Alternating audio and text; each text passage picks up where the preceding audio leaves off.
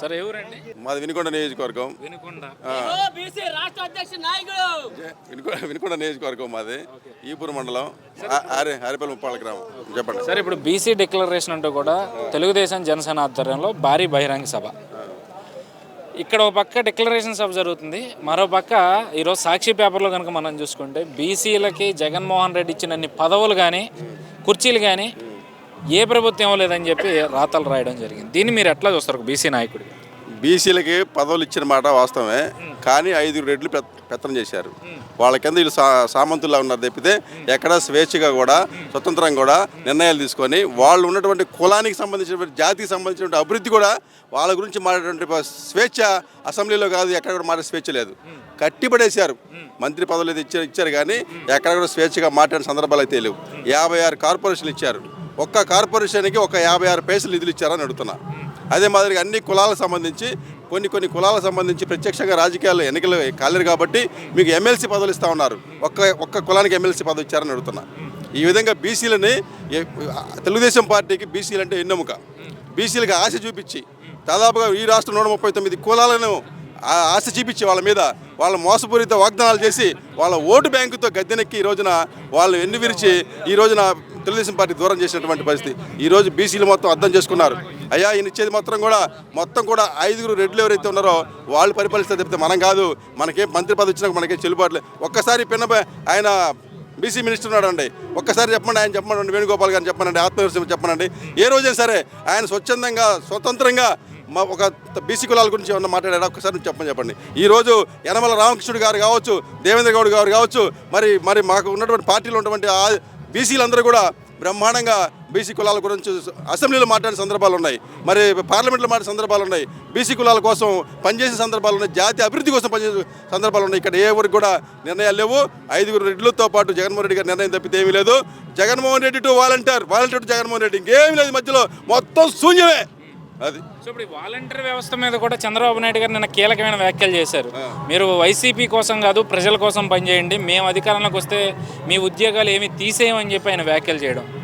ఇదే వాలంటీర్ వ్యవస్థ అని చెప్తున్నారండి. ఇదే వాలంటీర్ వ్యవస్థ తోటి మొన్న మధ్య కుల గణన పేరు చెప్పాడు. కుల గణనతోటి బీసీలు గణన చేయమని చెప్పి వాలంటీర్ జనాలు వెళ్తే వాడు ఇంట్లో కూర్చొని రాశాడు. ఎక్కడ కూడా ఏ కులానికి సంబంధించినటువంటి కరెక్ట్గా ఫిగర్ రాలేదు మటుకు. కొన్ని కులాలు అయితే దాదాపుకి రాష్ట్రంలో 15 లక్షలు 20 లక్షలు ఉన్నటువంటి జనాభా కులాన్ని 5 లక్షలు చేసి చూపించారు. ఈ విధంగా వాలంటీర్లు కూడా పూర్తి స్థాయిలో చేయకుండా పూర్తిగా బీసీలని అంటే ఎక్కడ బీసీలకు సంబంధించినటువంటి నిజమైనటువంటి సంఖ్య బయటకు వస్తే వాళ్ళకి అవన్నీ కూడా ఇవ్వాల్సి వచ్చిన ఉద్దేశంతో ఆ సంఖ్యను బయట రానికుండా ఊరక మొక్కుబడిగా కులగణన చేసి వాళ్ళని ఇబ్బంది పెట్టి పూర్తిగా అనగొట్టే పరిస్థితి తప్పితే ఉండదు మాత్రం కాదని చెప్తే మనం చేస్తారు. సో ఈరోజు డిక్లరేషన్ సభ ద్వారా తెలుగుదేశం జనసేన రేపు బీసీలకి ఖచ్చితంగా న్యాయం చేస్తుందని చెప్పి మీరు నమ్ముతా ఉన్నారా? తప్పనిసరి అండి. ఒక్కటే ఈ రోజున బీసీ కులాలకు సంబంధించి ఈరోజు ఓసీ వర్గాలు ఉన్నాయి. వాళ్ళకి రాజ్యాధికారం వాళ్ళ చేతిలో ఉంది కాబట్టి వాళ్ళకు ఉన్నటువంటి వాళ్ళ పరంగా వాళ్ళు న్యాయంగా పొందగలుగుతున్నారు, వాళ్ళ యొక్క హక్కులు సాధించగలుగుతున్నారు. అదే ఎస్సీలకు సంబంధించి వాళ్ళ చట్టపరంగా అట్రాసిటీ చట్టం ఉంది కాబట్టి వాళ్ళు గెయిన్ కాగలుగుతున్నారు. కానీ ఈ రోజు అటు ఇటుగా మధ్యలో ఉన్నటువంటి బీసీ కులాలకు సంబంధించినటువంటి ఉద్యోగస్తులు అనేక బాధలు పడుతూ ఉన్నారు.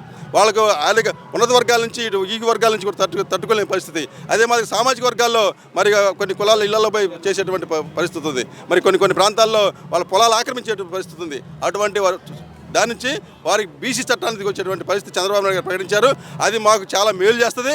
మేము అంతో ఇంతో ఉన్నతిగా చెందడానికి మాకు అవకాశం ఉంటుంది బీసీ రక్షణ చట్టం కింద.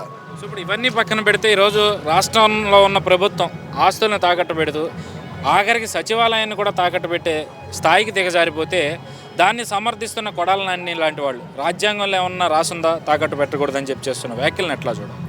ఈరోజు కొడాల నాని గారు కావచ్చు, లేకపోతే ఎవరు కావచ్చు, వాళ్ళ మంత్రి పదవుల కోసం, వాళ్ళ పెత్తందారి వ్యవస్థ కోసం, వాళ్ళ పదవులు కాపాడుకోవడం కోసం వాళ్ళు సంపాదించుకోవడం తప్పితే వాళ్ళకి ప్రజలతో పని లేదు.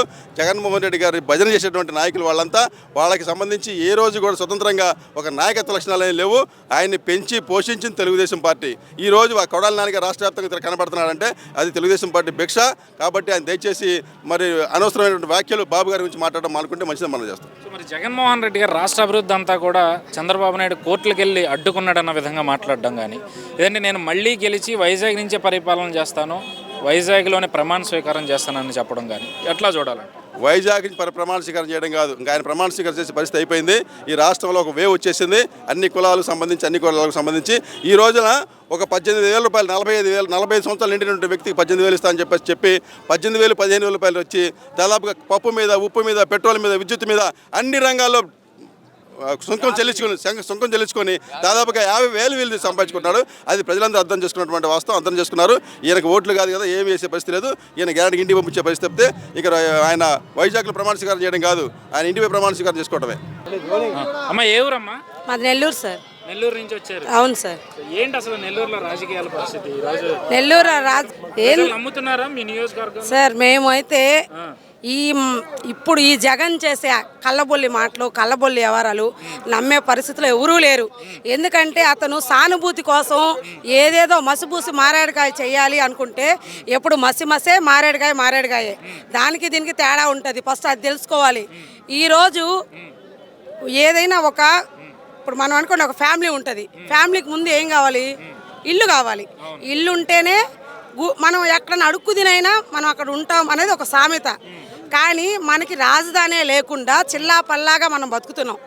దీనికి అమరావతి ఒక రాజధాని కావాలని చంద్రబాబు నాయుడు గారు ఆ రోజుల్లో మనకి రాత్రిలో మన పక్కకి నెట్టేసి 16 కోట్ల లోటు బడ్జెట్లో మనల్ని పక్కకు తోసేసినా కూడా అమరావతి అయితేనే మనకి రాజధాని బాగుంటుంది, మన ప్రజలు, మన జిల్లా వాసులు అందరూ కూడా మన ఏపీకి అమరావతి అయితే బాగుంటుంది అని రైతులను అడగగానే చాలామంది స్వచ్ఛందంగా రైతులు వాళ్ళ వంతుగా వాళ్ళు, ఎందుకంటే రాజధాని అనేది లేకపోతే మన ఉనికి ఉండదు అని వాళ్ళందరూ ఇచ్చారు. కానీ ఏం చేశాడండి? ఎంతో కొంత రాజధాని కట్టుండబట్టే కదా నువ్వు దాని కుర్చీలో కూర్చొని ఈరోజు నువ్వేం వేస్తున్నావు ఏ ఇస్త్రాకులు, చిత్తు కాగితాలకు ఇస్త్రాకులు ఏరుకొని తినే వాళ్ళు ఎవరు లేరు ఇక్కడ. ముందు నువ్వు మారాలి. అంటే రాజధాని గురించి నిన్నటి వరకు గ్రాఫిక్స్ అని చెప్పి ప్రచారం చేశారు. ఈ రోజు ఆ గ్రాఫిక్స్ అని చెప్తున్న బిల్డింగ్లను తాకట్లు పెట్టుకుని డబ్బులు తీసుకొస్తా ఉన్నారు. దీన్ని ఎట్లా చూడాలంటే? సరే మీరే ఆలోచించండి. ఏంటంటే మీడియా పూర్వకంగా ఒకప్పుడు ఆయన ఏం చెప్పాడు? అసలు అక్కడ ఏం లేదు, గ్రాఫిక్ పెట్టి రాజమౌళి సినిమా చూపిస్తున్నారు మనకి అని చెప్పారు. రాజమౌళి సినిమాలో నువ్వు ఎలా వెళ్ళి కుర్చీలో కూర్చున్నావు అంటే, సినిమాలో కుర్చీలో కూర్చునేది నువ్వు ఆ రాజధానిలో కూర్చునేది ఒకటేనా అంటే ఇక్కడే నీ తప్పు ఉందని తెలుస్తుంది. తర్వాత వచ్చి ఈరోజు 370 కోట్లకి నువ్వు తాకట్టు పెట్టావు. ఎవడబ్బో సొమ్మని తాకట్టు పెట్టావు? నీదా? నువ్వైనా వచ్చి కట్టావా? కనీసం అక్కడ ఇప్పుడు మన చంద్రబాబు నాయుడు గారు పరిపాలన అయిపోయాక 4.5 సంవత్సరం 5 సంవత్సరాలు అయిపోయింది. ఇంకెంత 50 రోజులు ఉంది నీ బతుకు. ఈ రోజుకి ఒక ఇటుక రాయి పెట్టావా? నీకు దాని మీద ఏ హక్కు ఉందని నేను కొడాలి నాని మాట్లాడుతున్నాడు. ఎట్ట మాట్లాడుతున్నాడంటే ఇంకా నాకు పెద్ద బూతులు వస్తాయి. తాగుబోతున్న ఎలా మాట్లాడతారో అంత అంటే వైసీపీ ప్రభుత్వంలో ఉండేవాళ్ళు రౌడీలు, గూండాలు, తాగుబోతున్న దానికి నిదర్శనం ఇంక వేరే ఏం లేదు. ఎందుకంటే మాకు తెలుస్తుంది. నీకు ఏదన్నా ఆయన కాడ జగన్ కాడ మెహర్బానీ కావాలంటే ఇచ్చుకో మెహర్బానీ, మేమేం కాదనట్లా. నీ ఆస్తి ఏదైనా ఉంటే ఆయనకి ఇయ్యి. ప్రజల ఆస్తి పెట్టుకుంటాను ఎందుకు పెట్టుకుంటావు? మేమేమన్నా అసలు దేనికి పెట్టావు? ఇప్పుడు ఒక అభివృద్ధి చేయి, దీనికని నేను కొత్త పెడతాను. 250 కోట్లకి చంద్రబాబు నాయుడు అప్పుల్లో ఉన్నాడు అన్నాడు. అప్పుల్లో ఉంటే ఆయన అన్నీ చేశాడు. నువ్వేం చేసావు? 370 కోట్లకి నువ్వు రాజధానిని తాకట్టు పెట్టావు. అది ముందు చెప్పాలి. అవన్నీ వదిలేసి కళ్ళబొల్లి మాటలు చెప్పి ఏదో ఏపీ జనాల్ని మసిగా పూసి మారేడుగా చేయాలంటే అవన్నీ తగవు. ఈరోజు చూస్తే నెల్లూరులో నారాయణ సార్ని ప్రతిపాదించిన దగ్గర నుండి నువ్వు చేసే అంతా ఇంత లేవు. ప్రతిదీ కూడా దగ్గితే తుప్పు, తుమ్మితే తప్పు, లేస్తే తప్పు, కూర్చుంటే తప్పు అని చేస్తున్నావు. ఎందుకు చేస్తున్నావు? ఎక్కడన్నా ఎన్నికలు వస్తే డబ్బులు సోదా చేయాలి, మేము కూడా ఒప్పుకుంటాం. ఎన్నికలకి ఇంకా 50 రోజుల టైం ఉంది, ఇంకా అసలు కోడ్ రాలేదు. ఈరోజు ముఖ్యాన్ని చర్యలలో ఎవరైనా డబ్బులు తెచ్చి ముఖ్యాన్ని చర్యలలో పెట్టుకుంటారయ్యా ఎలక్షన్ అప్పట్లో? మీరు చెప్పండి, నమ్మేదానికి ఏమన్నా ఉందా? ఇవన్నీ ఏంటంటే కళ్ళబొల్లి కబుర్లు చెప్పి పోలీసు వాళ్ళ తొత్తుల్లాగా మారి ఇప్పుడు ఈ రాజకీయం చేస్తున్నారు. మనం కనీ విని ఎరగం. 15 సంవత్సరాలు ఉంది నా రాజకీయ జీవితం. నాకు 19 సంవత్సరాల వయసులోనే నేను రాజకీయంలోకి దిగాను. ఇప్పటి వరకు నేను ఎక్కడ కనీ విని ఎరగని రాజకీయం ఇది. ఇట్లాంటి రాజకీయం చేసే వ్యక్తులు మన కర్మ కొద్దీ మనకు సీఎంలై కూర్చున్నారు. సో ఇప్పుడు రాష్ట్ర అభివృద్ధి గురించి ఈరోజు వైజాగ్లో జగన్మోహన్ రెడ్డి కొన్ని వ్యాఖ్యలు చేశారు. రాష్ట్రాన్ని అభివృద్ధి చేద్దామన్నా లేదా రాజధానిని అభివృద్ధి చేస్తామన్నా చంద్రబాబు నాయుడు ఆయన అనునీయులు కోర్టులకు వెళ్ళి అడ్డుకుంటున్నారని చెప్పి ఆయన చేస్తున్న వ్యాఖ్యలను ఎట్లా చూడాలంట? ఇప్పుడు నువ్వు 370 కోట్లకి ఇప్పుడు రాజధాని కుదబెట్టావు. ఏ కోర్టు వచ్చి నీకు శిక్ష వేసిందయ్యా? ఎందుకు ఈ మాటలు? పనికి మాలిన మాటలు, పనికి మాలిన ఎవరు? నీకు మాటలు ఎక్కువ, పని తక్కువ. తాడేపల్లి గూడెంలో కూర్చుంటావు నువ్వు, ఒక 2 ప్యాలెస్లు కట్టుకున్నావు. ఈ 2 ప్యాలెస్ల ఖర్చులు జనాలకి పావలా వంతనే పెట్టాలనే థాట్ నీకు వచ్చిందా? ఎందుకు ఈ కళ్ళబొల్లి మాటలు చెప్పేసి నువ్వు ప్యాలెస్లో వీడియో గేమ్లు, తర్వాత వచ్చి పబ్జీ ఆటలు ఆడతావు. నువ్వు హ్యాపీగా ఆడుకో, ఈ 4 రోజులు కూడా వాడుకో, హ్యాపీగా కూర్చో. అంతేగాని ఈ కళ్ళబొల్లి మాటలంతా మేము వినేవాళ్ళం కాదు. దయచేసి ఏపీ ప్రజల్ని నువ్వు మభ్యపెట్టద్దు. ఏదో ఫ్రీ డబ్బు 18,000 15,000 ఎందుకు ఇస్తున్నావు? మేము ఇమ్మని అడిగామా? మా బిడ్డలు మేము సాక్కోలేమా? నువ్వు ముందు డెవలప్ చేయి, తర్వాత ప్రజలకి. ఇది నీ కాన్సెప్ట్. అంతేగాని చిల్లర ఎగజల్లి చిల్లర రాజకీయాలు ఇంకనైనా మానుకోమని మేము ప్రశ్నపూర్వకంగా చెప్తాం. ఇప్పుడు ఆయన మళ్ళీ నేనే గెలుస్తాను, గెలిచి వైజాగ్ నుంచి పరిపాలన చేస్తా, ఇక్కడే ప్రమాణ స్వీకారం చేస్తా వైజాగ్ నుంచి అని చెప్పి ఈరోజు సభలో చెప్తా ఉన్నారు. మీరు దీన్ని ఎట్లా చూస్తారు? సార్, నా ఇప్పుడు 5 సంవత్సరాలు లేదు, 50 రోజులదే ఉంది. ఈ 5 సంవత్సరాల నుంచి 3 ముక్కలు ఆట ఆడుతున్నాడు. మనకు తెలిసిందే, ఒక రాజధానికే దిక్కు లేదు, 3 రాజధానులు కడతాడు ఆయన. ఎక్కడి నుంచి తెచ్చి కడతాడు?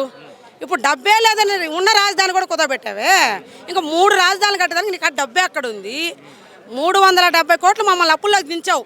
ఇప్పుడు మా ప్రాపర్టీ, అది మా ప్రజల ప్రాపర్టీ, నువ్వు తాకట్టు పెట్టావు. అదే మొన్న సర్వేలో ఏం జరిగింది? అతి పెద్ద ధనవంతుల్లో సీఎం ఉన్నాడు, మన సీఎం ఉన్నాడు, ఏపీ సీఎం. ఎక్కడి నుంచి వచ్చింది నీకు డబ్బు? 350 కోట్లలో అత్యధికంగా ఉన్నావు. ఎక్కడి నుంచి వచ్చింది ఆ డబ్బు? ఈ రోజు నీకు ఆ డబ్బు లేదని అమరావతిని తాకట్టు పెట్టావు. ఆ డబ్బు ఎక్కడిది? ఎక్కడి నుంచి తెచ్చావు? ఎవరికైనా చూపిస్తున్నావా లెక్కలు? ఎన్ని మాటలు మానుకో. నువ్వు 3 ముక్కలు ఆట ఆడేది లేదు. నీకేందంటే బాగా జైల్లో కూర్చొని 3 ముక్కలు ఆట ఆడుకోవడం అలవాటు అయిపోయింది. దయచేసి జనాల మీద మాత్రం 3 ముక్కలు ఆట ఆడబాకు. నీ 3 ముక్కలు ఆటనాడు ఊడు నమ్మేవాళ్ళు లేడు. దయచేసి నువ్వు మర్యాదపూర్వకంగా ఇంటికి పో. మళ్ళీ గెలుస్తానని చెప్తున్నాడు కదా రోజు కూడా. గెలవడానికి మేమేమన్నా ఏం అర్థం కావట్లే నాకు ఆయన చెప్పేది. మేము జనాలమి, ప్రజలం, మాకు తెలుసు మా భవిష్యత్తు ఏందో. ఒక్క ఛాన్స్ ఎందుకు ఇచ్చామో తెలుసా? మీ నాన్న పావలా అయిందన్నా 3 రూపాయలు జనాలకి పెట్టాడు, మేము కూడా ఒప్పుకుంటాం. అతని బిడ్డగా, ఒక రాజశేఖర్ రెడ్డి బిడ్డగా ఒక్కసారి నీకు ఛాన్స్ ఇస్తే వీళ్ళకన్నా ఇంకా మెరుగ్గా చేస్తావేమో అని ఒక ఛాన్స్ ఇచ్చాం.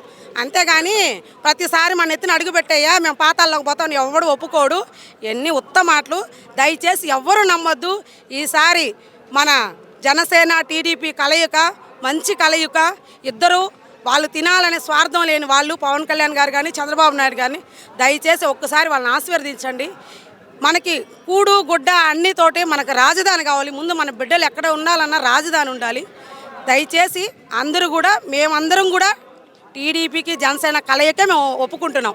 అంతేగాని జగన్ వచ్చి మన ఎత్తి మీద ఇంకొకసారి